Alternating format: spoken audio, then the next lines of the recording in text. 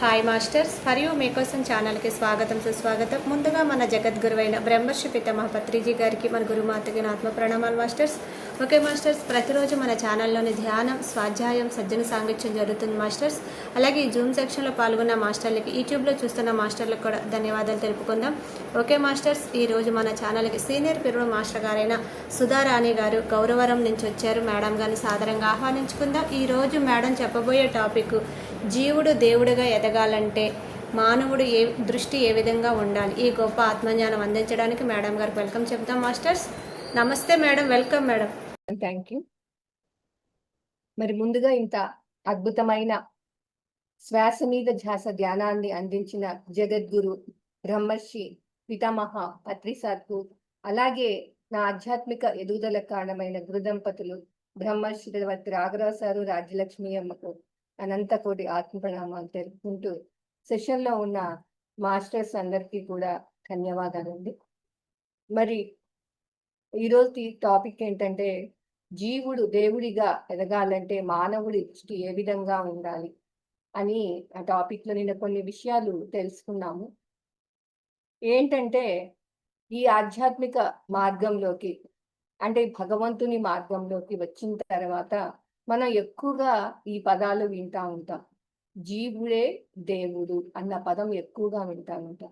Pyramid జ్ఞాన నవరత్నాల్లో కూడా మనకి ఇది జీవుడే దేవుడు అని చెప్పేసి చెప్తారు. అంటే ఇంతకు ముందు వరకు జీవుడు వేరు, దేవుడు వేరు అన్న అన్నదే మనకు తెలుసు. కానీ ఈ జీవుడే దేవుడు అన్న విషయం మనకి ఈ మార్గంలోకి వచ్చాక గురువుల ద్వారా పదే పదే వింటూ ఉంటాం. ఈ మాట గురువు ద్వారా మనం విన్నప్పుడు కొంతమంది ఏమనుకుంటారంటే, నేను దేవుణ్ణి ఏంటి, నాకు ఆ భగవంతుని యొక్క లక్షణాలు కొన్నైనా నాకేమీ లేవే అని కొంతమంది అనుకుంటారు. కొంతమంది నేనే భగవంతుణ్ణి అని అహంకారం పెంచుకుంటారు. రెండు రకాల వాళ్ళు ఉంటారండి గురువు ద్వారా ఈ పదం విన్నప్పుడు. నేను కూడా పత్రిగారి ద్వారా మొట్టమొదటిగా ఈ పదం విన్నప్పుడు నేనేమనుకున్నానంటే, నేను పరమాత్మనేంటి, నాకు ఒక్క లక్షణం కూడా లేదే, మరి నేనే ఏదో సమస్యలతో, మరి ఏదో రోగం, హెల్త్ ప్రాబ్లమ్స్తో బాధపడతా ఉన్నాను. మరి ఆ భగవంతుడి అనుగ్రహం ఉంటేనే వీటిలోంచి బయటపడాలని ఆరాధనలు చేస్తున్నాము. మరి గురువు గారేమో నీవే జీవుడే దేవుడివి, నీవే భగవంతుడివి అని చెప్తూ ఉన్నారు అని చెప్పేసి అనిపించింది. అయితే చాలా మంది ఏమనుకుంటామంటే, ఇక అలా ఫస్ట్ అనుకున్నప్పుడు మెల్లిమెల్లిగా ఈ పదాలు వింటూ సాధన చేస్తూ అందరికీ ఈ ధ్యాన ప్రచారం చేస్తూ ఉన్న క్రమంలో మెల్లిమెల్లిగా ఏమవుతుంది అంటే, నేనే భగవంతుణ్ణి కదా, మరి నేను ఏదనుకుంటే అది జరగాలి అని చెప్పేసి మెల్లిమెల్లిగా అన్నీ కావాలి, కోరుకుంటేనే ఏదైనా మనం అనుకుంటేనే జరుగుతుంది, అడగందే అమ్మైనా అన్నం పెట్టదు కదా, మరి ఏదైనా మనం అనుకోవాలి, అనుకుంటేనే ఆ ప్రకృతి మనకి ఇస్తుంది అని చెప్పేసి ఈ పదాలు కూడా వినటం జరిగింది. మెల్లిమెల్లిగా ఈ విన్నప్పుడు ఏమైందంటే అహంకారం పెరుగుతూ ఉంటుంది. నేనే భగవంతుణ్ణి అని చెప్పేసి. మరి ఆ అహంకారం అనేది పెరిగినప్పుడు మనకి ఆత్మ జ్ఞానం అనేది అవ్వదండి. ఎందుకంటే ఏదో కొంత సాధన చేసి, ఏదో కొన్ని విషయాలు తెలుసుకొని, ఆ తెలిసిన విషయాలను 10 మందికి మనం చెప్తూ ఉన్నప్పుడు, మరి ఆ విన్న వాళ్ళు చాలా బాగుంది అని పొగుడుతూ ఉంటారు. మరి దానికి అహంకారం పెంచుకుంటే మనకి ఆ అహంకారం వల్ల ఇంకా తెలుసుకోవాల్సిన జ్ఞానం ఎంతో ఉంది అని దాన్ని తెలుసుకోవాల్సిన దృష్టి పెట్టమన్నమాట. అందుకే మనం ఏ దృష్టిలో ఉంటే జ్ఞానాన్ని పెంచుకుంటాము, మరి పెరిగినట్టు లెక్క మరి అనేది మనకి నిన్న కొన్ని విషయాలు చెప్పుకున్నాం. మరి దేహ దృష్టి అంటే దేహాన్ని బట్టి అంచనా వేస్తాము. మరి మనం గనక ఈ మార్గంలోకి వచ్చి ఈ పదాలు వింటూ ఉన్నా, మరి మన ఇంట్లో నేను ఎలా ప్రవర్తిస్తున్నాను, భర్తతో, మరి ఇంట్లో పని వాళ్ళతో ఎలా ప్రవర్తిస్తున్నాను, మరి వారిలో కూడా నేను దేహాన్ని చూసి అంచనా తక్కువ ఎక్కువ అని అంచనా వేస్తున్నానా అని మనకు చెక్ చేసుకుంటే మనకి ఎన్నో విషయాలు అర్థమవుతాయి. ఇంకా దేహాన్ని బట్టి మనం తక్కువగా చూస్తున్నాము, అంచనా వేస్తున్నాము, వారిలో ఉన్న ఆత్మతత్వాన్ని, ఆ భగవంతుణ్ణి గుర్తించట్లేదు అని మనం అర్థం చేసుకోవాలి. మనకు మనమే గమనించుకోవాలండి. ఏ విషయంలోనైనా ఇలా నా ప్రవర్తన లోపల మారిపోతుందా? మరి చాలా మందికి ఈ పదం అన్నప్పుడు మరి అందరూ ఆత్మస్వరూపులైతే మరి పని వారితో పని చేయించుకోవటం ఎలా అన్న డౌట్ కూడా వస్తా ఉంటది. అందుకే వశిష్ఠులు వారు ఏం చెప్పారు అంటే, బాహ్యంలో ద్వైతం, అంతరంలో అద్వైతం అని చెప్పారనమాట. అంటే బాహ్యంలో చూడటానికి ద్వైతంగా చూసినా మనం అంతరంలో అద్వైతం, అందరూ ఆత్మస్వరూపులే అన్నట్టుగా మరి మన ఇంట్లో ఉన్న పనివారిని కూడా మరి వాళ్ళు పరమాత్మ స్వరూపులే అని పని చేయించుకోవాలి. కానీ వాళ్ళకు పెట్టేది మనం ఏదైతే తింటున్నామో మరి అదే వాళ్ళకి పెట్టాలి. అంటే పెట్టేటప్పుడేమో వాళ్ళు ఆత్మస్వరూపులే అనే మనం పెట్టాలి. అలా చూడాలి. కానీ పని చేయించుకునేటప్పుడు పని చేయించుకోవాలి. అలా బాహ్యంలో ద్వైతం, అంతరంలో అద్వైతం మన భావన. ఎందుకంటే భగవంతుడు బాహ్య ప్రియుడు కాదు, భావ ప్రియుడు. మన భావం ఎలాగ ఉన్నది అన్నదే మెయిన్ పాయింట్ అన్నమాట. అందుకే వశిష్ఠుల వారు మరి ఇలా సందేహం వస్తది. అందరూ ఆత్మస్వరూపులైనప్పుడు మరి వారితో మనం ఎలా పని చేయించుకోవాలి? వాళ్ళను కూర్చోబెట్టాలా? ఇంటికొచ్చినప్పుడు పరమాత్మ అని కూర్చొని వాళ్ళని కూడా చెయ్యాలా అని చాలా మందికి డౌట్ వస్తదనమాట. అందుకే అలా రాకుండా వశిష్ఠుల వారు ముందుగానే చెప్పారు. ఎవరితో ఎవరు ఏ పని చేయాలో ఆ పని చేస్తారు. కానీ నువ్వు నీ భావం మాత్రం వాళ్ళు గూడా పరమాత్మ స్వరూపులే అనేది విధంగా మనం అలా మన ప్రవర్తన ఆ విధంగా ఉండాలనమాట. ఇది మనం చెక్ చేసుకుంటా ఉండాలండి. మరి అలాగే మరి అజ్ఞాన దృష్టి. అజ్ఞాన దృష్టిలో మనం ఎదుటి వాళ్ళ నుంచి లాభం ఆశిస్తా ఉంటాం. ఇలా మనం ఇంకా ఆశిస్తున్నాము. వాళ్ళ వల్ల మనకి లాభం కలుగుతుంది అని చెప్పి వారితో పరిచయాలు పెంచుకోవటం ఇలా చేస్తా ఉంటే మనం కూడా ఇంకా అజ్ఞాన దృష్టిలో ఉన్నట్టే లెక్క. ఇంకా ఈ మార్గంలోకి వచ్చాక కూడా మరి మనం ఏదో ఆశించే అంటే లాభం ఆశించే మనం పనులు చేస్తా ఉంటాం. ఇప్పుడు చూడండి, ధ్యానం అంటే రోగాలు తగ్గుతాయి. అది మనకు మొట్టమొదటగా ప్రారంభంలో ధ్యాన మార్గంలోకి వచ్చిన ప్రారంభంలో మనం ఏదైనా ఆశించే చేస్తాము, ఏదైనా తగ్గుతుంది, మనకి లాభం కలుగుతుంది అనే ప్రయత్నాలు చేశాం. ఆ సమయంలో ఎవరో ఒక ద్వారా ఈ ధ్యాన పరిచయం, ధ్యానం వల్ల లాభాలు అన్న పదం విన్నప్పుడు ఇన్ని చేశాం కదా, ఇది ఒక్కటి చేసి చూద్దామని చెప్పేసి అనుకుంటాం ప్రారంభంలో. కానీ మెల్లిమెల్లిగా సాధన చేస్తూ ఇవన్నీ వింటూ ఉంటే మనకి అర్థమవుతుంది. ఈ ధ్యానంలో ఎన్నో లాభాలున్నాయి. కానిలో అన్నిటికంటే ముఖ్యమైనది జ్ఞానం. ఆ జ్ఞానం పొందాలి అనేది మనకి మెల్లిమెల్లిగా అర్థమవుతా ఉంటది. అంటే ఏమర్థమవుతది? రోగాలు తగ్గించుకోవడానికో, కోరికలు నెరవేర్చుకోవడానికో కాదు ధ్యానము. దుఃఖంలోంచి శాశ్వతంగా బయటపడటానికి. మన స్వరూపం ఏంటో మనం తెలుసుకుంటే మనమే ఆనంద స్వరూపులం. మనం బయట వెతుకుతున్నాము. ఆ దుఃఖం నుంచి బయటపడాలని ప్రయత్నం చేస్తున్నాము. కానీ ఆనందం అనేది మనలోనే ఉంది. ఆత్మలోనే ఆనందం ఉంది అన్న విషయం మనకి ఈ ఈ జ్ఞానం వింటూ ఉంటే మనకు అర్థం అవ్వాలి. అజ్ఞానంలో ఉన్నప్పుడు మనకి అర్థం కాదు. కాబట్టి ధ్యానం చేస్తూ కూడా ఏమీ ఆశించకుండా మనం సాధన చెయ్యాలి. అంటే సంకల్పాలు పెట్టుకొని మరి నాకు ఇది కావాలి. ఎందుకంటే ఇంతకుముందు పూజలన్నీ కూడా ఏది చేసినా ఫలితం ఆశించే చేశామండి. మరి ఒక హోమం చెయ్యాలన్నా మంచి జరుగుతాది. మరి మృత్యుంజయ హోమం అంటారు. అంటే ఆ మృత్యువు రాకుండా ఉండటానికి. ఇలా మనం ముందే ఆ పూజ చేయడానికి ఫలితం ఆశించి పూజ చేస్తాం. మరి ధ్యాన మార్గంలోకొచ్చాక కూడా రోగాలు తగ్గుతాయని ఆశించి ధ్యానం చేయటం, లేదంటే కోరికలు నెరవేరుతాయని సంకల్పాలు పెట్టుకుని ధ్యానం చేస్తున్నాము అంటే ఇంకా మనం అజ్ఞాన దృష్టిలో ఉన్నట్టు లెక్క. ఎందుకంటేనండి ఇప్పుడు ఎగ్జాంపుల్‌గా ఇప్పుడు మనం వడ్లు పట్టించుకుంటాం. మిల్లులో వడ్లు వేస్తాం. దేనికి పట్టించుకుంటాం? బియ్యపు గింజ కోసమే మనం వడ్లు పట్టిస్తాం. అలా బియ్యపు గింజ కోసం వడ్లు పట్టించినప్పుడు ఆటోమేటిక్‌గా మరి మొదట పొట్టొస్తది. తర్వాత తౌడు, నూక అన్నీ వచ్చేస్తాయి. ఆటోమేటిక్‌గా వచ్చేస్తాయి. మనం తౌడు కోసం బియ్యం పట్టించట్లేదు. ఆ పొట్టు కోసం బియ్యం పట్టించట్లేదు. నూక కోసం వడ్లు పట్టించట్లేదు. బియ్యపు గింజ కోసమే పట్టించినప్పుడు ఆటోమేటిక్‌గా ఎలా ఇవన్నీ వస్తాయో, ఈ లాభాలన్నీ మనకు అవసరమైనయన్నీ ఆ తౌడు నూక ఎలా వస్తాదో, ఈ సాధన అన్నది జ్ఞానం పెంచుకోవడం కోసం, మన స్వరూపాన్ని మనం తెలుసుకోవడం కోసం, దేహ భ్రాంతిని వదిలిపెట్టడం కోసమే మా అని మనకి దానికోసం మనం సాధన చేస్తూ ఉన్నప్పుడు, ఏ కోరిక సంకల్పాలు లేకుండా మనం సాధన చేస్తున్నప్పుడు ఆటోమేటిక్గా ఈ లాభాలన్నీ వస్తాయండి. ఇది ఎప్పుడు తెలుస్తుంది? ప్రారంభంలో ఉన్నప్పుడు తెలీదు. కానీ ఈ సాధన చేస్తూ, ఈ జ్ఞానం వింటూ, మెల్లిమెల్లిగా మనకి ఇవన్నీ కూడా నిరంతరం త్రిరత్నాలు పాటించినప్పుడే, మహాత్ముల యొక్క సందేశాలు వింటున్నప్పుడే మనకి ఈ విషయాలన్నీ కూడా అర్థమవుతాయండి. మరి ఎప్పుడైతే మనము ఏది ఆశించకుండా చెయ్యవలసింది చేస్తే, పొందవలసింది ఖచ్చితంగా పొందే తీరుతాము అన్నది, మనం చెయ్యవలసిన దాని మీద దృష్టి పెట్టాలి. కానీ మనం ఏం చేస్తున్నాం? పొందవలసిన దాని కోసం చేస్తున్నాం. ఇక్కడ చూడండి 2 పాయింట్లు చాలా దగ్గరగా ఉంటాయి, కన్‌ఫ్యూజ్‌గా ఉంటాయి గానీ, అర్థాలు చాలా మారిపోతాయండి.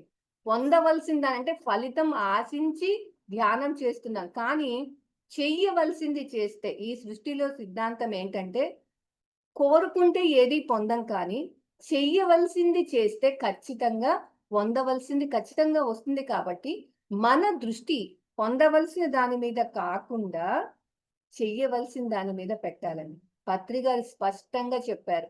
నువ్వు చెయ్యవలసింది హింసను వదలాలి. అంటే సాత్వికమైన శాకాహారం తీసుకోవాలి. ఆహార నియమాలు పాటించాలి. రెండోది హంసను పట్టుకోవాలి.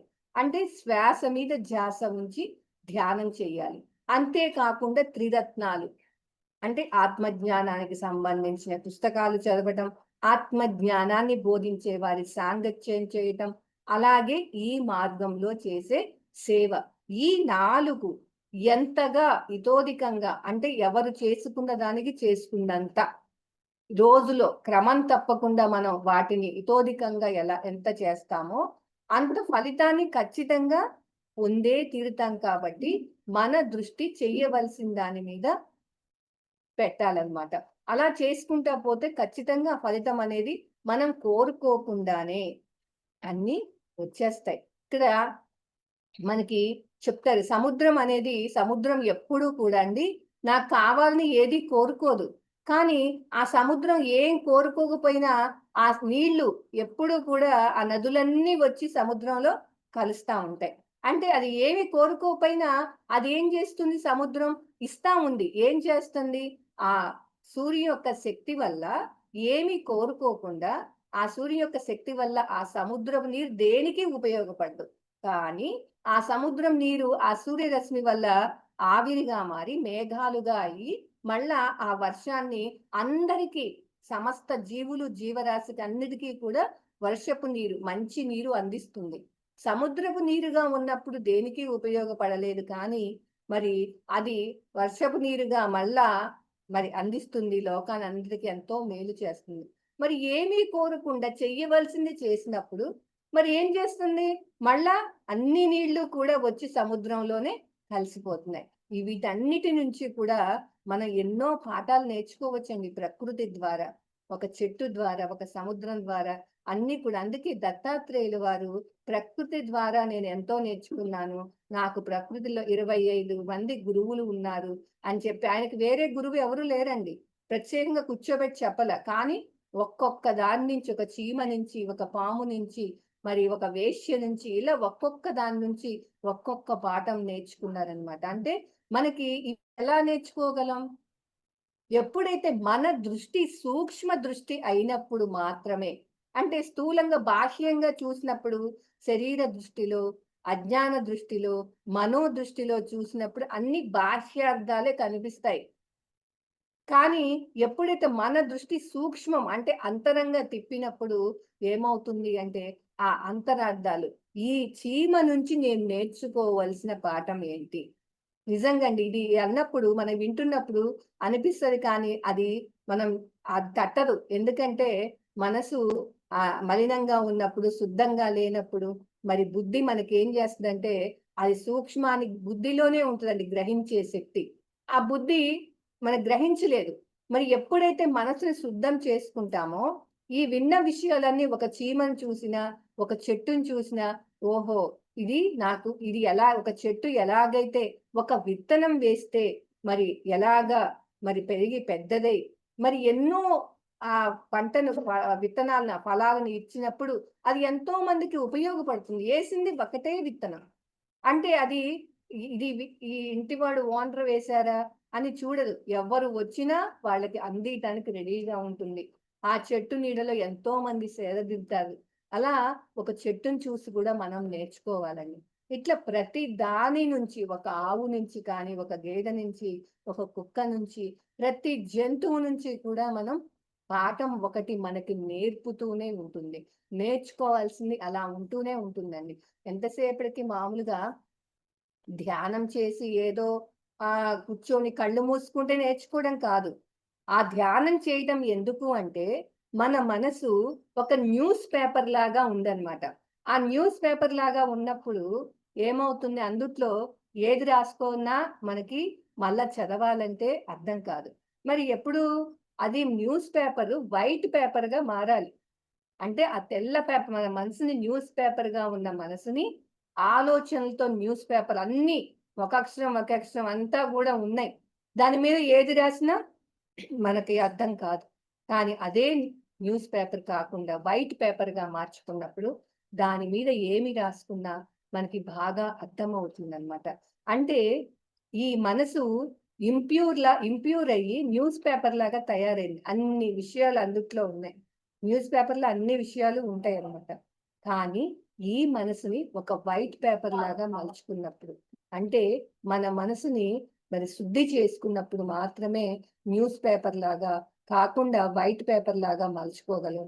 అప్పుడు మనం ఏ జ్ఞానాన్నైనా సరికొత్తగా మనం అన్నిటిని కూడా ప్రతి దాని నుంచి పాఠం నేర్చుకోగలం అన్నమాట. ఇలా మనం జ్ఞాన దృష్టిలో ఉన్నామా? లేదా అజ్ఞానంలో ఇంకా ఆశించి సాధన చేస్తున్నామా? అన్నది మనకు మనమే గమనించుకోవాలన్నమాట. ఇంకా ఆశించి చేస్తున్నాము, లాభం ఆశించి చేస్తున్నాము అంటే మనం ఇంకా అజ్ఞాన దృష్టిలో ఉన్నాము అని లెక్క అన్నమాట. అలాగే మరి మూడోది మనోదృష్టి. మనోదృష్టిలో ఉన్నప్పుడు మరి మనం ఏమిటంటే ఎదుటి వాడిలోని చెడునే చూస్తా ఉంటాం. విమర్శిస్తూ ఉంటాం. నేను చాలా కరెక్ట్ అని అనుకుంటా ఉంటాం. ఇంకా మనకి ఎదుటివాడిలో ఆ లోపాలు కనిపిస్తున్నాయి. ఆ లోపాలని నేను హైలైట్ చేస్తున్నాను అని మనకి మనం చెక్ చేసుకుంటే ఇంకా మనం మనోదృష్టిలో ఉన్నట్టు లెక్క అండి. మరి ఈ దేహ దృష్టి, అజ్ఞాన దృష్టి, మనోదృష్టిలో ఉన్నంత వరకు మనం బాహ్యార్థాలనే తీసుకుంటాం కానీ అంతరార్థాలని గ్రహించలేము. అంటే మనకి ఈ 3 దృష్టిల్లో ఉన్నప్పుడు ఏ జ్ఞానం పెరగలేదు. సాధన చేస్తున్నాం. ఎన్నో సంవత్సరాల నుంచి స్వాధ్యాయం చేస్తున్నాం. సాంగత్యం చేస్తున్నాం. ఇన్ని చేస్తున్నా నా ప్రవర్తనలో మరి ఈ దేహాన్ని చూసి అంచనా వేస్తున్నానా? ఇంకా ఎదుటివాడి నుంచి ఆశిస్తున్నానా? ఏ పని చేసినా ఆశిస్తూ పనులు చేస్తున్నామా? అలాగే ఎదుటివారిలో చెడును చూస్తున్నానా? లోపాలను చూస్తున్నానా? అని మనకి మనం గమనించుకుంటే ఈ 3 మనకి ఉంటే గనక మనకి ఇంకా ఎంత సాధన చేస్తున్నా జ్ఞానం పెరగలేదు అని మనకి మనమే అర్థం చేసుకోవాలని. మరి ఇంకా ఎంత సాధన చేస్తున్నా పెరగలేదు అంటే ఇంకా మనం చేసే సాధనలో లోపం ఉంది. చేసే సాధన సరిపోవట్లేదు.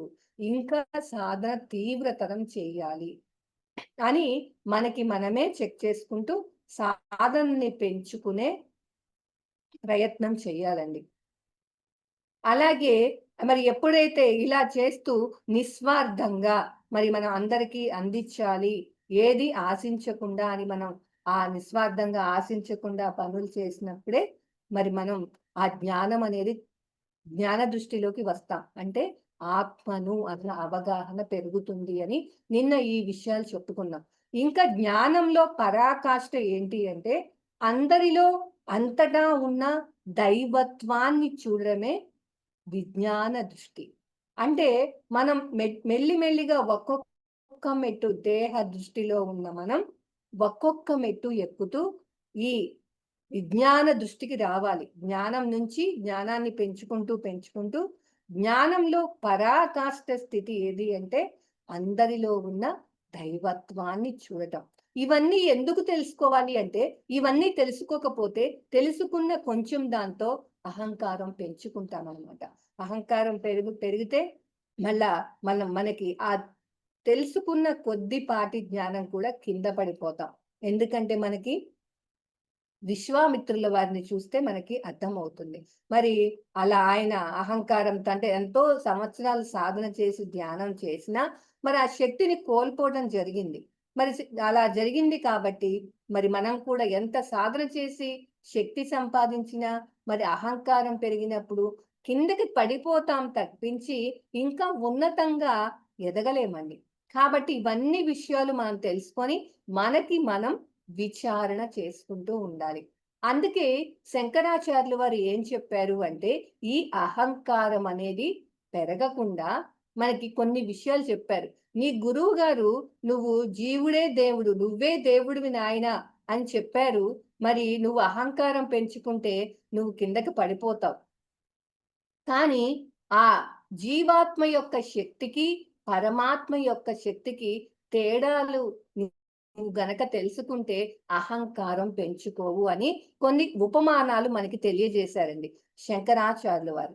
ఏం చెప్పారు అంటే ఆయన జీవుడు అంటే జీవాత్మ మినుగురు పురుగు, పరమాత్మ సూర్యుడు అని చెప్పడం జరిగింది. అంటే మన జీవాత్మ యొక్క శక్తి అంటే ఈ శరీరంలో ఇప్పుడు మనం ఈ శరీరంలో ఈ శరీరమే నేను అనుకుంటున్నా. ఈ శరీరంలో నేను అనుకుంటున్నాం కాబట్టి మరి మనకున్న ఈ శరీరంలో ఉన్న ఆత్మే భగవంతుడు అని మనం ఇప్పుడు తెలుసుకున్న ఇన్ని రోజులు నేను ఈ శరీరమే నేను భగవంతుడు బయట ఉన్నాడని వెతికాం. కానీ గురువు వచ్చాక ఏం తెలిసింది? ఈ శరీరం నువ్వు కాదు, ఆత్మవి నువ్వు. ఆ ఆత్మే పరమాత్మ అని చెప్పారు. కానీ మనకింకా ఆ స్థాయికి అర్థం కాలేదు కాబట్టి మనం ఏమనుకుంటున్నాం? ఈ శరీరంలో భగవంతుడు ఉన్నాడు. అంటే ఈ జీవాత్మ అంటే మనం ఆత్మలమై ఉండి ఈ శరీరం నేను అనుకోవడమే జీవాత్మ. కానీ నేను ఆత్మను, నేనే దైవాన్ని అనుకోవడం పరమాత్మ. మరి ఈ జీవాత్మ గురువు చెప్పిన తర్వాత మరి నేను దైవాన్ని ఎలా అయ్యాను? నా యొక్క శక్తి ఏంటి? అని చూసుకుంటే మరి ఆ మిడుగురు పురుగుతో పోల్చారు. పరమాత్మనేమో సూర్యుడితో పోల్చారు. మరి చూస్తే మిడుగురు పురుగు ఏం చేస్తదంటే మరి తన ఆ మిడుగురు పురుగు కూడా కాంతి ఇస్తది. కానీ తన చుట్టుపక్కల ఉన్నంత వరకే ఆ కాంతి కనిపిస్తది. వెలుగు అనేది కనిపిస్తది. కానీ ఆ పరమాత్మని సూర్యుడితో పోల్చారు. మరి సూర్యుడి యొక్క కాంతి మొత్తం ఈ సృష్టికే అందిస్తా ఉంటది. ఆ కాంతి వల్ల ఎన్నో జీవులు, జీవరాశులు మరి ఎన్నో బతుకుతా ఉన్నాయి ఈ సృష్టిలో. మరి ఆ కాంతి లేకపోతే మరి ఏమి మనకి అంధకారంలో ఏమి కనిపించదు. కాబట్టి ఆ పరమాత్మ యొక్క వెలుగు, ఆ శక్తి ఏమో సూర్యుడి కాంతితో పోల్చారు. మరి మినుగురు పురుగు యొక్క కాంతి మరి ఆ జీవాత్మయోని మినుగురు పురుగుతో పోల్చారు. మరి దాని కాంతి ఎంత అంటే 2 ఒకటే. ఆ పరమాత్మ నుంచి వచ్చిందే. మనం పరమాత్మ నుంచి వచ్చిన అంశులమే. కానీ ఈ శరీరంలోకి ప్రవేశించాక మరి ఏమైందంటే జీవాత్మ యొక్క శక్తి అనేది ఈ శరీరం వరకే పరిమితమైంది. పరమాత్మ యొక్క శక్తి అనేది ఈ లోకానికే ఉపయోగపడుతుంది. ఇక్కడ మనం గమనించుకోవాలి. మనం ఇప్పుడు ఈ జ్ఞానం వింటూ ఈ విషయాలు తెలుసుకుంటూ ఎంతమందికి మనం ఉపయోగపడుతున్నాం. నేను బాగుంటే చాలు. నాకు రోగం తగ్గితే చాలు. నేను కొంచెం మనశ్శాంతిగా ఉంటే చాలు. నేను ఆనందంగా జీవింస్తే చాలు అని అనుకుంటున్నాం. అంటే ఇక్కడ వరకే మన చుట్టూ ఉన్నంత వరకే. ఎప్పుడైతే నేను అలా ఉన్నానో నా కుటుంబం గూడా చాలా బావుంటది గదా! అంటే ఇంతకుముందు ఇవి ఎన్ని తెలియకపోవడం వల్ల మరి నేను ప్రశాంతంగా లేకుండా నా ఇంటిని కూడా ఒక కిష్కింద కాండలో ఉంది ఇల్లు. ఎప్పుడు ఈ మార్గంలోకి రాకముందు. ఎప్పుడైతే మరి ఈ మార్గంలోకొచ్చి ఈ సాధన చేసి, ఈ జ్ఞానం వింటూ ఉన్నామో, ఇప్పుడు నా ఇంటిని ఏం చేసుకున్నాను అంటే సుందరాకాండగా మలుచుకున్నాను. ఇది చాలా బాగా మార్పొచ్చిందండి. ఇంతకు ముందు ఇంట్లో ఏ చిన్న విషయానికి నలుగురు మనస్తత్వాలు కలవారు ఉంటారు. ఒకరు ఒక గుణంలో ఉంటే ఇంకొకరు ఇంకొక గుణంలో, ఒకరు చెప్పింది ఒకరికి నచ్చదు. దీనివల్ల ఒక చిన్న విషయానికే మనస్పర్ధలు, అదే పెద్ద పెద్దగా చిలికి చిలికి గాలివానలుగా మారిపోతాయి. అలా ఉన్న ఇంటిని ఇప్పుడు సుందరాకాండగా మలుచుకున్నాం. అంటే ఇప్పుడు ఈ జ్ఞానం వల్ల నేను నా ఇంటి వరకే పరిమితం అయ్యానా?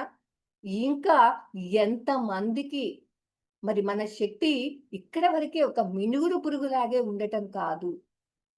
ఒక ఆ పరమాత్మ స్థాయికి ఎదగాలి. అంటే ఒక సూర్యుడు గనక లోకానికి ఎంత వెలుగునిస్తున్నాడో, మరి మనం కూడా నా వరకు నేను ఉపయోగించుకోవడం కాదు. మరి ఆ పరమాత్మ స్థాయికి ఎదిగినప్పుడు మాత్రమే నేను అందరికీ ఉపయోగపడతాను. లోకానికి, లోక కళ్యాణానికి ఉపయోగపడే పనులు చేస్తాను. మరి ఇప్పుడు నేను ఎంతవరకు ఉపయోగపడుతున్నానన్న దాన్ని బట్టి, మరి నేను ఇంకా జీవాత్మగానే ఉన్నాను. నా శక్తి అనేది పరిమితం. మరి ఆ పరమాత్మ శక్తి అపరిమితం. మరి మనం ఆ స్థాయికి, లోకానికి మేలు చేసే స్థాయికి ఇంకా ఎదగాలి అని తెలుసుకున్నప్పుడు నాకు అహంకారం అనేది పెరగకుండా ఉంటుందండి. లేకపోతే నేను ఆత్మనే కదా! నేను భగవంతుడినే గదా! మరి నేను ఏది అనుకుంటే అది జరిగిపోద్ది గదా! అని అహంకారం పెంచుకోకుండా శంకరాచార్యులు వారు ఈ ఉపమానాల ద్వారా ఎన్నో విషయాలు మనకి తెలియజేస్తున్నారండి. ఇంకా ఏం చెప్పారు అంటే, మరి పరమాత్మ అనేది సముద్రం. జీవాత్మ అనేది బావి. అంటే చూడండి, ఆ పరమాత్మ అనేది సముద్రం. ఇప్పుడు చెప్పుకున్నాం. సముద్రం అనేది ఎంత ఆ సముద్రపు నీరు ఎంతగా ఆవిరైపోతున్నా, మరి ఎంత ఆవిరైపోయి మేఘాలుగా మారుతున్నా, ఏ రోజు ఆ సముద్రానికి తరగటం అనేది ఉండదండి. ఎప్పుడు ఇవ్వాలనే చూస్తా ఉంటది. ఎంత ఆవిరిగా మారిపోయినా ఏ రోజు తరగదది. ఎందుకు? ఎప్పుడైతే అది ఏమీ ఆశించకుండా లోకానికి, లోక కళ్యాణానికి మేలు చెయ్యాలి అని చెప్పేసి, మరి ఆ సముద్రపు నీరు ఆవిరై వర్షముగా మారి, మరి ఎన్నో నదులు, మరి నదులు తయారయ్యి, మరి వాటి ద్వారా ఎంతోమంది మరి పంటలు పండించుకుంటున్నారు. ఎంతోమంది దాహం తీరుతుంది. ఎన్నో జీవుల యొక్క దాహాలు గూడా తీర్చి, మరి ఆ చెట్ల అన్నీ కూడా మరి అన్ని జీవరాశులు ఆ చెట్ల మీద బతుకుతున్నాయి. ఆ జీవరాశులన్నీ కూడా. అంటే ఎంత మేలు చేస్తుంది. మళ్ళా ఆ నదుల యొక్క నీరేం చేస్తుంది? సముద్రంలోకి వచ్చేస్తుంది. అంటే ఆ పరమాత్మ ఇస్తూ ఉన్నాడు. ఆ సముద్రం ఏం చేస్తుంది? ఎంత ఇచ్చినా తరగట్లేదు. ఇంకా వస్తూనే ఉంది. అలాగే మరి మన ఏం చేస్తే జీవాత్మ దేనితో పోల్చారు అంటే నూతితో పోల్చారు. ఇప్పుడు చూడండి, నూతిలో నీరు అది తోడుకున్న వారికే, అది అంతవరకే ఒక బిందె తోడుకుంటాం. ఆ తోడుకున్న వారికే అలా కొంచెమే ఉపయోగపడుతుంది. అది గనక వాడకపోతే కొన్ని రోజులకి ఆ బావిలో నీరు కూడా ఎవ్వరు వాడుకోవడానికి ఉపయోగపడదు. చూడండి ఆ నీరు ఎలాగైతే అసలు ఎంత బాగా పోల్చారో, మనం జీవాత్మలమే అని అనుకుంటూ ఆ గురువు చెప్పగానే నువ్వే భగవంతుడివి అని చెప్పగానే అహంకారం పెంచుకుంటాం కానీ, జీవాత్మ యొక్క శక్తి అనేది పరిమితం. పరమాత్మ యొక్క శక్తి అపరిమితం అన్న విషయం తెలియజేయటానికి నువ్వు ఎంతవరకు ఉపయోగపడుతున్నావు, ఆ పరమాత్మ ఎంతగా ఉపయోగపడుతున్నాడు. లోకానికి మేలు చేస్తున్నాడు. నువ్వు నీ వల్ల ఎంతవరకు మేలు జరుగుతాంది అన్నది మనకి మనం అహంకారం పెంచుకోకుండా చెక్ చేసుకోవడానికి ఈ ఉపమానాలు ఇవ్వడం జరిగింది. ఇంకా ఏం చెప్పారు అంటే, మరి రాజు ఆ పరమాత్మ రాజు, జీవాత్మ సైనికుడు అని ఇంకొక ఉపమానంతో పోల్చడం జరిగింది. ఏంటి? రాజు ఆ రాజ్యాన్ని అంతటిని కూడా పాలిస్తూ ఉంటాడు. అందరికి అన్ని ఆ రాజ్యంలో మొత్తం ఆ సైనికులేంటి అన్నిటినీ కూడా ఆయనకు అన్నీ తెలుసు. అన్నిటినీ కూడా ఆయన చెప్పినట్టు అందరూ నడుచుకోవాలి. మరి ఈ సైనికుడు ఏంటి? ఆ రాజు ఏదైతే చెప్పాడో నువ్వు ఇది పాటించాలి అని దానిని మాత్రమే ఆయన చెయ్యాలి. ఆయన చెయ్యాలి. అంటే రాజు ఏదైతే చెప్తాడో ఒక సైనికుడికి అదే చెయ్యాలి. అంతకు మించి ఏం చేయలేడు. కానీ రాజు మాత్రం అందరినీ పాలిస్తా ఉంటాడు. అలా సైనికుడు మాత్రం ఆ రాజు ఏదైతే చెప్పాడో దానికి మాత్రమే పరిమితం అవుతాడు. అది మాత్రమే చూసుకోవాల్సిన బాధ్యత ఆయనదుంది. అంటే ఈ ఇద్దరు, ఆ రాజు సైనికుడు అనేది ఇలా ఒక పరమాత్మని, ఒక జీవాత్మ యొక్క శక్తిని ఎంతవరకు పరిమితమై ఉంది, జీవాత్మ యొక్క శక్తి పరమాత్మ యొక్క శక్తి ఎంతవరకు అపరిమితమైంది అని మనకి ఈ ఉపమానాల ద్వారా తెలియజేశారండి. ఇంకా ఏం చెప్పారు? ఈ పరమాత్మ ఏమో మేరు పర్వతం, జీవాత్మ ఏమో అణువంత, పరమాణువంత అని చెప్పారనమాట. అంటే చూడు, మేరు పర్వతం అనేది ఎంతో పెద్దది. మరి ఆ పర్వతంలో ఎన్నో చెట్లు, జీవులు, జీవరాశులు అన్నీ కూడా బతుకుతా ఉంటాయి. మరి ఎంతో వాటికి, ఆ జీవులకి ఎంతో నీడనిస్తా ఉంటది, పళ్ళనిస్తా ఉంటది. మరి ఎన్నో బతుకుతా ఉన్నాయి. మరి అదే, మరి చూడండి, పరమాణువు, అణువు కూడా అనలేదండి, పరమాణువు. మరి ఈ పరమాణువు ఈ శరీరంలో ఉండి ఒక్క ఈ శరీరాన్ని నడిపిస్తుంది, శరీరంలో అక్కడ చలనం కలిగిస్తుంది. కానీ మరి ఆ మేరు పర్వతం ఎంతో మందికి అక్కడ మరి ఆ మేలు చేస్తా ఉంది. ఇలా మా ఆ పరమాత్మ యొక్క శక్తిని, జీవాత్మ యొక్క శక్తిని తెలియజేస్తూ, అహంకారం పెంచుకోకుండా నువ్వు జీవాత్మగా ఉంటే నీ శక్తి పరిమితంగానే ఉండిపోతుంది. నువ్వు అలా ఉండి అహంకారం పెంచుకోవడం కాదు, నువ్వు పరమాత్మ స్థాయికి ఎదిగి నీ శక్తిని అపరిమితం చేసుకోవాలి అని అహంకారం పెరగకుండా శంకరాచార్యులు వారు వీటిని, పరమాత్మ యొక్క శక్తిని, జీవాత్మ యొక్క శక్తిని పోల్చారండి. ఎప్పుడైతే ఈ విషయం తెలుసుకుంటామో, ఓహో, ఇంకా నా శక్తి పరిమితంగానే ఉంది, ఈ శరీరం వరకే, ఈ ఇంటి వరకే నేను తెలుసుకున్నది కూడా నాకు ఉపయోగపడుతుంది, కానీ లోకానికి నా వల్ల ఏం మేలు జరుగుతుంది అంటే నేను ఇంకా పరమాత్మ స్థాయికి ఎదగలేదు అన్నది ఎప్పుడైతే తెలుస్తుందో, అహంకారం అనేది పెరగకుండా నేను ఇంకా ఆ స్థాయిని పెంచుకోవాలి అంటే ఎంత సాధన చేయాలి అని మనకి అర్థమవుతుందండి. అయితే ఇక్కడ శంకరాచార్యుల వారు ఏం చెప్పారు అంటే, ఇలా పోలుస్తూ, నువ్వు ఇది బాహ్య దృష్టితో ఇలా చూస్తా ఉంటాం. రాజు, సైనికుడు, సముద్రము, అలాగే బావి, ఇలా ఇవన్నీ బాహ్యార్థాలండి, ప్రాపంచికంగా బాహ్యార్థాలు. కానీ నువ్వు చూడాల్సింది తత్వ దృష్టితో చూడాలి అని శంకరాచార్య వారు చెప్పారు. బాహ్యంగా చూసినప్పుడు మనకి అహంకారం పెరగకుండా ఇలా పోల్చి చెప్పారు. కానీ మనం చూడాల్సింది ఏంటి? నువ్వు ఆ పరమాత్మ స్థాయికి ఎదగాలి అంటే, నువ్వు ఆ పరాకాష్ఠకి, జ్ఞానంలో పరాకాష్ఠకి వెళ్ళాలి అంటే నీ దృష్టి తత్వ దృష్టి కావాలి. ఆ తత్వ దృష్టి అంటే ఏంటి అంటే, ఇప్పుడు చూడండి, మరి ఆ సముద్రంతో పోల్చారు. పరమాత్మ సముద్రము, అలాగే జీవాత్మ నీరు అని చెప్పడం, బావితో పోల్చారు. అంటే సముద్రంలో ఉన్నది నీరే, బావిలో ఉన్నది కూడా నీరే.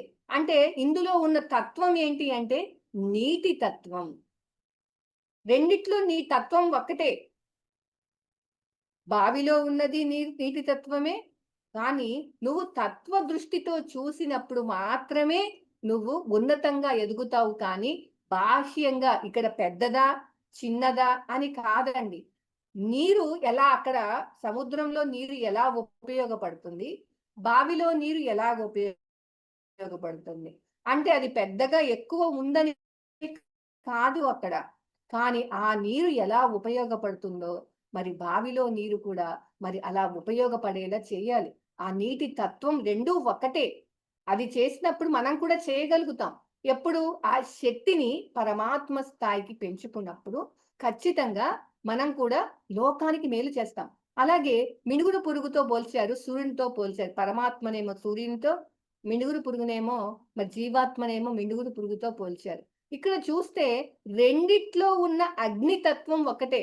సూర్యుడిలో ఉన్న అగ్నితత్వము, మినుగురు పురుగులో ఉన్న అగ్నితత్వాన్ని ఒకటే. ఇక్కడ నువ్వు తత్వ దృష్టితో చూసినప్పుడు మరి మనం ఏం చేస్తామంటే ఆ ఆ ఇంకా ఆ శక్తిని పెంచుకునే ప్రయత్నం చేస్తూ ఉంటాం. అంటే మనం బాహ్యంగా చూడటం కాదు, ఈ తత్వ దృష్టితో చూసినప్పుడు మరి అక్కడ ఎలా ఉపయోగపడితే, మనం కూడా అలా ఉపయోగపడితే పరమాత్మ స్థాయికి ఎదిగినట్టే లెక్క. అంటే ఏంటో పరమాత్మ అంటే కవచాలు పెట్టుకొని కిరీటాలు ధరించడం కాదండి.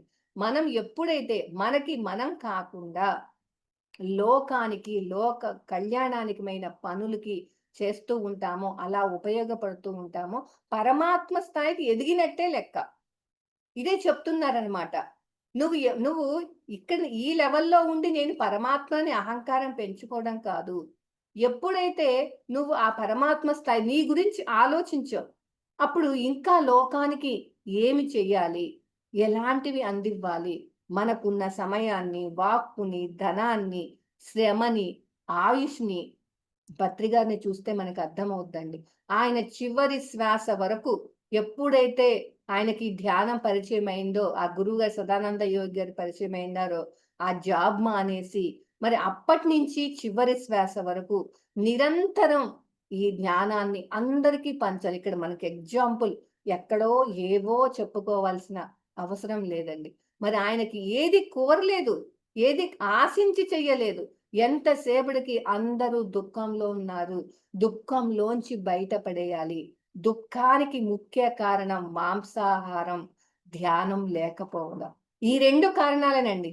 ఎందుకంటే పత్రికలో చెప్పారు స్పష్టంగా. మేము బ్రాహ్మణ కుటుంబంలో పుట్టాము. మరి మాకు మాంసాహారం అలవాటు లేదు. కానీ ధ్యానం లేకపోవడం వల్ల కూడా నాకు ఈ విషయాలు ఏమి తెలీదు. ఎప్పుడు గురువు పరిచయం రాకముందు సంగతనమాట. చెప్పడం జరిగింది. ఈ వీడియోలు పత్రిక వీడియో వింటే మనకి ఈ పాయింట్ తెలుస్తదండి. చెప్పారు స్పష్టంగా. అంటే ఈ మాంసాహారం తీసుకోవడం, ధ్యానం లేకపోవడం వల్ల ఈ ప్రపంచం అంతా కూడా అస్తవ్యస్తంగా ఉంది. కనుక ఈ కారణం దుఃఖానికి కారణం ఈ మాంసాహారము, ఈ ధ్యానం లేకపోవడం కాబట్టి ఈ 2 పనులు చేస్తే నువ్వు దుఃఖం నుంచి శాశ్వతంగా బయటపడి ఆనందంగా జీవిస్తారు ప్రతి ఒక్కరు అని మరి ఆయన తెలుసుకున్న దగ్గర నుంచి చివరి శ్వాస వరకు అదే ప్రతి సమయాన్ని, వాక్కుని అన్నిటిని కూడా మరి ఆయన లోకానికే అందించడం జరిగింది. మరి మనం ఆ స్థాయికి ఎదిగేదాకా మనం ప్రయత్నిస్తూనే ఉండాలి. ఏదో కొన్ని తెలుసుకొని ఖచ్చితంగా ఈ మార్గంలో మనం సాధన చేసే కొద్దీ, మన ఆ శక్తి పెరిగే కొద్దీ కొన్ని శక్తులొస్తాయి.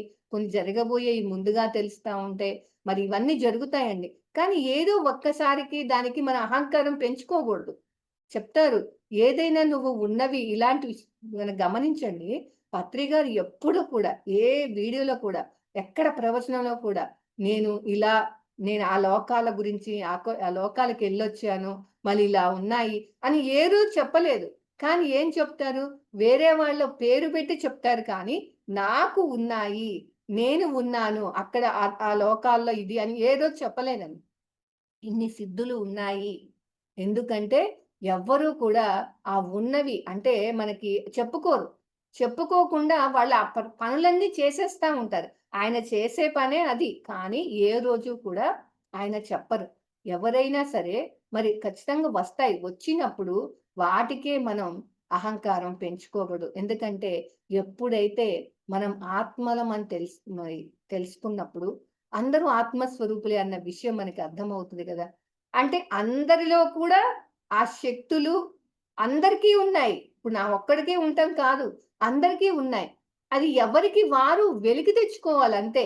అది ఆత్మనని తెలిసినప్పుడు ఆ శక్తులు, సిద్ధులు అన్నీ వస్తాయి. ఆ పరమాత్మకి ఏ శక్తులైతే ఉన్నాయో అన్నీ వస్తాయి. కానీ ఇక్కడ ఆ లోపల ఉన్నాయి. వెలికి రాకపోవడానికి కారణం మనసు. ఈ మనసు యొక్క వికారాలతోనే మానవుడు మ ప్రవర్తిస్తా ఉన్నాడు. వాటితోనే జీవిస్తా ఉన్నాడు. తను ఆత్మను, ఆత్మే పరమాత్మ. ఆ పరమాత్మ అయ్యుండి కూడా, గురువు ద్వారా తెలిసుండి కూడా, మరి మనం పరమాత్మలాగా జీవించలేకపోవడానికి కారణం ఈ మనసు యొక్క వికారాలే. ఈ విషయం భగవద్గీతలో గూడా స్పష్టంగా చెప్పడం జరిగిందండి. ఏం చెప్పారు అంటే, "న జాయతే మ్రియతే వహ్నిర్య దధార్యో మలేన చ యదేల్బో నావృతో గర్భస్థదతేదేన మావృతం" అని. అంటే పొగ చేత అగ్ని, మావి చేత శిశువు, ధూళి చేత అద్దము ఎలా కప్పబడి ఉందో, అలాగే జ్ఞానము చేత అంటే కామము చేత జ్ఞానము కప్పబడి ఉంది అని స్పష్టంగా చెప్పారు. కామము అనేది కోరిక అంటే మనసుకు సంబంధించింది. జ్ఞానము అనేది ఆత్మకు సంబంధించింది. అంటే ఈ మనసు ఆత్మని కప్పేసింది అని భగవద్గీతలో సాక్షాత్తు శ్రీకృష్ణ పరమాత్ముల వారు చెప్పడం జరిగింది. అంటే కప్పేసిందనమాట. అందుకే ఈ పొగను తొలగిస్తే ఆ అగ్ని ఎలా కనిపిస్తుందో, ఆ అద్దానికున్న ధూళిని తుడిసేస్తే మన ప్రతిబింబం ఎలా స్పష్టంగా కనిపిస్తుందో, మావిని తొలగిస్తే శిశువు ఎలా కనిపిస్తాడో, అలాగే మరి ఈ మనసుని శూన్యం చేస్తే, పరిశూన్యం మహాపరిశూన్యానికి తీసుకువెళ్తే, ఆ అనంత ప్రకాశవంతమైన కోటి సూర్యుల కాంతి అయిన ఆ పరమాత్మ వెలికి వస్తుంది అనేది స్పష్టంగా భగవద్గీతలో చెప్పడం జరిగింది. ఆ మనసుని మహాపరిశూన్యాన్ని తీసుకెళ్లే మార్గమే పత్రి గారు అందించిన శ్వాస మీద ధ్యాస ధ్యానం. అంత గొప్పదండి. ఏదో మామూలుగా ఏదో మనం చూడండి, మన రోగాలు తగ్గటానికి అని ధ్యానం చేసిన దానికి మన మానవుణ్ణి మాధవుడిగా మార్చగలిగే శక్తి అంత గొప్పది పత్రి గారు అందించిన ధ్యానము అన్న భావనతో చేసేదానికి ఎంత తేడా ఉందండి. ఇది ఆరోగ్య సాధన కాదు, ఆత్మజ్ఞాన సాధన అన్న విషయాలు ఆ భావనతో మనం ఇంకా ఆ సాధన చెయ్యాలి అని మనం ఏ కోరిక లేకుండా, సంకల్పాలు లేకుండా మనం తీవ్ర సాధన చేస్తామో, ఖచ్చితంగా అలా చేస్తా ఉంటే మనకి ఆ పొందవలసిన ఆ ఫలితం వస్తది. అంటే ఆ మనసు శూన్యం అవుతా ఉంటది. ఆత్మ యొక్క ప్రకాశం వెలికి వస్తా ఉంటది. భగవద్గీతలో కూడా చెప్పారండి. సర్వే సమారంభ కామ సంకల్పిత వర్జిత. అంటే ఏ సంకల్పాలు, కోరికలు లేకుండా నువ్వు ధ్యానం చేయాలి అని స్పష్టంగా భగవద్గీతలో కూడా చెప్పడం జరిగిందండి. అంటే ఎప్పుడైతే మనం ఏ కోరికలు ఆశించి, సంకల్పాలు పెట్టుకొని ధ్యానం చేయకుండా, ఎందుకంటే నువ్వు ఏదైనా సంకల్పం పెట్టుకుంటున్నావు, ధ్యానం చేస్తున్నావు అంటే నీ దృష్టి సంకల్పం మీదే కానీ, ఆ దాటి వెళ్ళదు. ఆలోచన రహిత స్థితికి రాదు. ఏదైనా మనం ధ్యానం చేస్తున్నప్పుడు ఏదన్నా మ్యూజిక్ పెట్టుకున్నా, ఏదైనా వింటున్నా, మనం వింటున్నా ఎవరు వినేది అంటే మనసే వినేది. కానీ ఆ మనసుని పని చేయని స్థితికి తీసుకెళ్లడం ధ్యానం. శ్వాస మీద ధ్యాస ధ్యానం ద్వారానే సాధ్యమవుతుంది. శ్వాస మీద ధ్యాస కూడా ధ్యానం కాదండి. శ్వాస మీద ధ్యాస ధ్యానం ద్వారా ఆలోచన రహిత స్థితి. అదే ధ్యాన స్థితి. ఆ ధ్యాన స్థితికి మనం వెళ్ళేదే శ్వాస మీద ధ్యాస కాబట్టి, వర్తమానంలో జరిగే ప్రతి శ్వాసను మనం గమనిస్తా ఉంటే, కొంచెం సేపటికి ఆ శ్వాసను కూడా గమనించలేని స్థితికి వెళ్తామండి. అందుకే మనం చాలా మంది ఏం చేస్తారంటే, ఒక గంట ధ్యానం చేసి, ఆ మనసు పనిచేసే స్థితి ఏ సెకనో, ఒక నిమిషమో, ఒక సెకనో, 2 సెకన్‌లో ఉంటది ప్రారంభంలో. మనమేం జేస్తాం? అబ్బా! నేను గంట ధ్యానం చేస్తాను అని చెప్పేసి చేశాను అని చెప్పుకుంటాం. కానీ చేసింది కళ్ళు మూసుకొని కూర్చోవడం ధ్యానం కాదు. మనసును మూస్తేనే ధ్యానం అని పత్రి గారు స్పష్టంగా చెప్పడం జరిగింది. మనసుని మూస్తేనే ధ్యానం అండి. అంటే అలా మనం చేయగా ఆ మనసు పని చేయని స్థితి అనేది రోజు రోజుకి పెరుగుతుంది. ఆ మనసు పని చేయని స్థితిలోనే అపారమైన శక్తి వస్తుంది. అపారమైన శక్తి వచ్చే కొద్దే మనసు శుద్ధమవుతా ఉంటుంది. మనసు ఎంతగా శుద్ధమయ్యి అది శూన్యమవుతా ఉంటేనే అప్పుడు మరి ఆ ఆత్మ యొక్క ప్రకాశం వెలికి ఈ శరీరంలో వ్యక్తమవుతా ఉంటుంది. ఇప్పుడు మనసు యొక్క వికారాలు ఈ శరీరంలో వ్యక్తమవుతున్నాయి. బాధ, దుఃఖం, కోపం, మమకారం, అనురాగం, ఇవన్నీ చూడండి. కోపం వచ్చినప్పుడు నా నా నా కోపం వచ్చినప్పుడు మీకు అది గుర్తుపడతారు మొహాన్ని చూసి. కనిపిస్తుంది కాబట్టి. అదే ప్రేమతో మాట్లాడేటప్పుడు ఎలా ఉంది? శాంతంగా ఉందా? కోపంగా ఉందా? అనేది మనకి కనిపిస్తా ఉంటది. ఎందుకు? ఇవన్నీ కూడా మనసు యొక్క వికారాలు ఆ శరీరంలో వ్యక్తమవుతున్నాయి. కానీ మనం శ్వాస మీద ధ్యాస ఉంచి ధ్యానం చేస్తూ అపారమైన శక్తిని సంపాదించుకునే కొద్దీ, మనసుని శూన్యం చేసుకునే కొద్దీ ఏమవుతుంది అంటే, ఆత్మ యొక్క ఆ శక్తి అదనేది ఈ శరీరంలో వ్యక్తమవుతా ఉంటుంది. ఎప్పుడైతే అలా వ్యక్తమవుతున్నప్పుడు మరి మనకి ఎలా ఉంటుంది అంటే, ప్రతి దాన్ని కూడా సమస్థితిలో తీసుకుంటామండి. ఎందుకంటే ఈ శరీరంలో ఉన్న ఆత్మ సాక్షి తత్వం. దానికి ఏ వికారాలు లేవు, సాక్షీభూతం.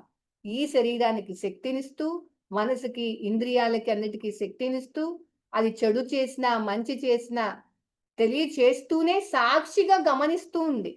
ఎలాగైతే లోపల అన్నిటికీ శక్తినిస్తూ ఏది అంటకుండా సాక్షిగా చూస్తా ఉందో, అలాగే మనం కూడా ఆత్మ యొక్క శక్తి ఈ శరీరంలో వ్యక్తమవుతున్నప్పుడు మన జీవితంలో, మన కుటుంబంలో ఎటువంటి సమస్యలు జరుగుతున్నా, ఎటువంటి హెల్త్ రోగాలు వచ్చినా మన కుటుంబంలోని వారికి కానీ ఏదైనా వస్తున్నా, ఏదైనా పోతున్నా దేనికి కూడా కుంగిపోకుండా, పొంగిపోకుండా సాక్షిగా గమనిస్తూ ఉంటామని.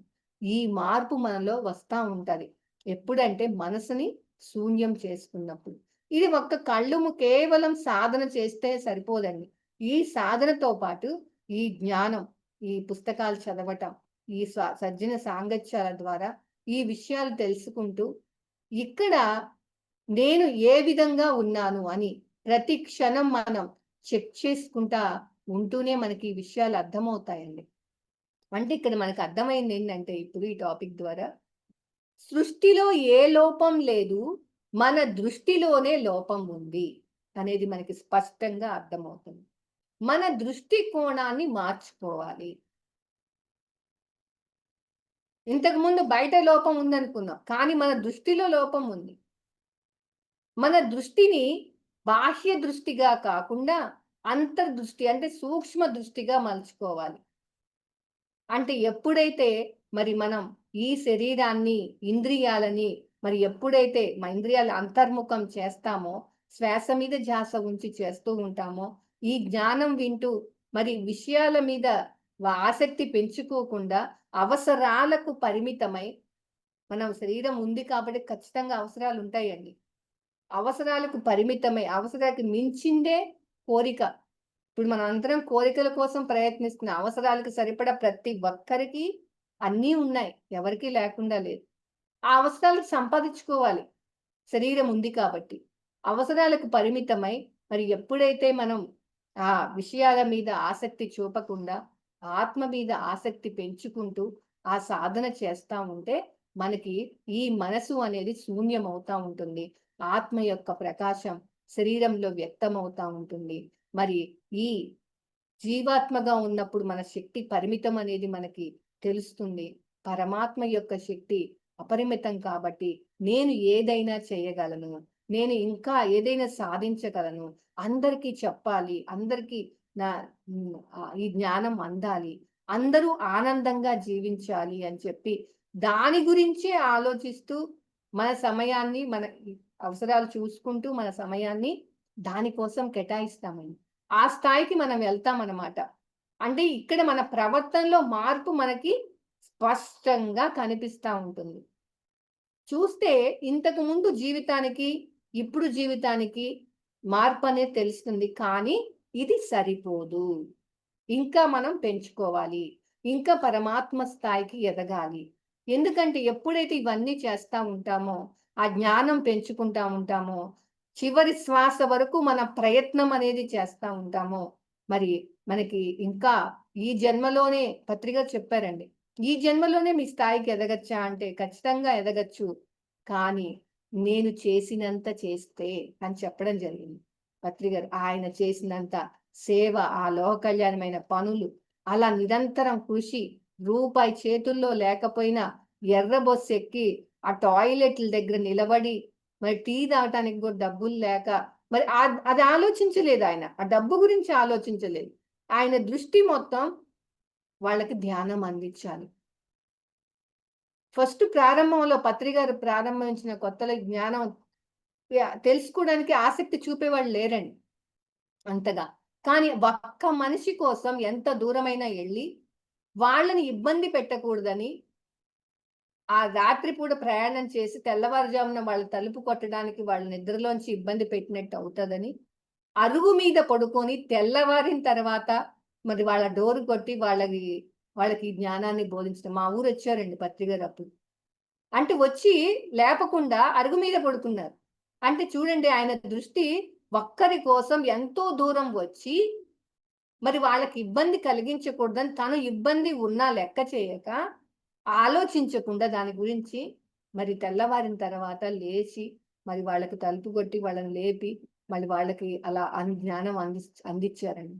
ఇలా మరి వారు చేసిన కృషి మనం చేస్తే ఖచ్చితంగా ఆ స్థాయికి ఎదుగుతాం.